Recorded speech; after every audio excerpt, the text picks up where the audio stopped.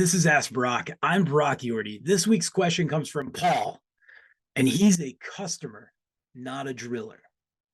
Brock, I just got a quote for a water well, and as I've been doing some research online, I believe I can buy my own rig and install my own well.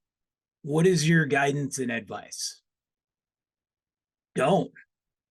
That is my guidance and advice. It's like the fact that I have most of the tools it would take to build a home and thinking that I should build my family a 3,000 square foot mansion of some sort. I guess mansions would be bigger.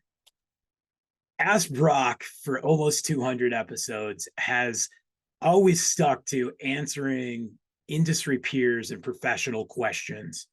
And it's Groundhog's Day. So I'm just going to say it. I get this question all the time. And often I just send a text or an email back and I go, look up the great reputable companies in your area, get some more quotes, and have a collaborative discussion. But let's go into it.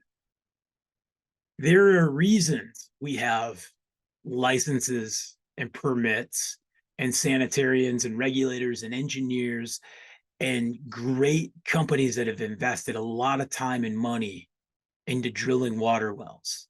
And the first one is my favorite saying in this industry: experience is what you get when you didn't get what you wanted. Drilling has a lot of experiences, a lot of them not positive. So let's think about ramifications for your family. We're drilling a potable water well that has to be good and safe for your family for years and years and years. And so there are regulations and construction standards and best practices of punching that hole through that confining layer into that aquifer, setting that casing, grouting that annulus, setting a screen, and making good, clean water come out of the ground. So the first big thing is microorganisms and waterborne pathogens have killed humans for lots and lots of years, but we're in the 21st century and we don't have to worry about those things if we construct this correctly. Second, we have a dwindling supply of good, safe drinking water, groundwater, confined aquifers. We'd see this in the news all the time. Poorly constructing a well and commingling aquifers or allowing a new pathway for forever chemicals or chlorides or nitrates or phosphates or whatever, lead, mercury, to get into that good, clean aquifer and contaminate it for everybody around you. Now we've really screwed up Mother Nature and our neighbors. So what should we do? Get some more quotes. If you want to be part of this industry, and we'd love to have you be part of this industry, I'd start with jumping online and buying the Groundwater and Wells book and looking how big it is and how much knowledge is in there. Get the Australian Drilling Manual. Start looking at some articles on driller.com. Don't go to YouTube for Joe Bob's "this is the way you can drill a water well cheaper than hiring the professional," because that's the wrong way to go about it.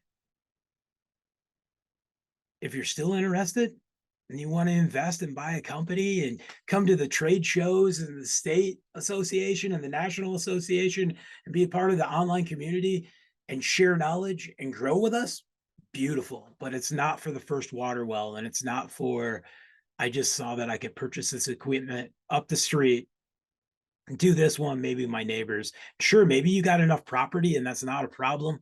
You don't even need to pull the permit where you are. Or maybe you're on a lake and you know of past experiences of people going to the local hardware store, getting that spike, driving it by hand, putting on that hand pump or that jet pump, and boom, you have water.